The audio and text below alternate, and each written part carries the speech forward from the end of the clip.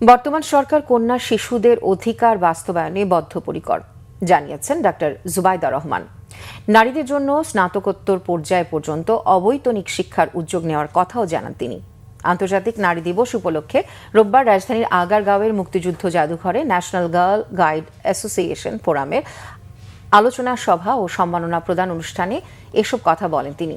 নারী ও কন্যা শিশুদের জন্য বাংলাদেশকে নিরাপদ রাষ্ট্র হিসেবে গড়ে তোলার আশা ব্যক্ত করে ডক্টর জুবাইদা রহমান বলেন, নারী এগিয়ে গেলে জাতীয় এগিয়ে যায়। অনুষ্ঠানে নারী অধিকার রক্ষায় অবদানের স্বীকৃতি হিসেবে সুরভি প্রতিষ্ঠাতা সৈয়দা ইকবাল বানু এবং নারী বিষয়ক সংস্কার কমিশনের প্রধান শিরিন পারভিন হককে সম্মাননা স্মারক তুলে দেওয়া হয়। অনুষ্ঠানে মহিলা ও শিশু বিষয়ক মন্ত্রী AZM জাহিদ হোসেন বলেন, নাগরিকরা দীর্ঘদিন অধিকার বঞ্চিত থাকায় এখনও নারীর অধিকার নিয়ে কথা বলতে হচ্ছে।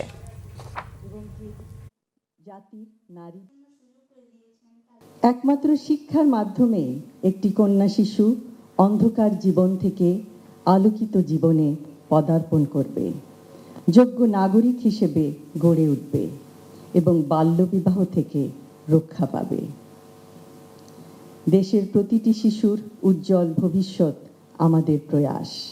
ইনশাআল্লাহ আমরা এমন একটি বাংলাদেশ গড়ে তুলব যেখানে নারী ও কন্যা শিশুরা থাকবে নিরাপদ এবং ক্ষমতায়িত।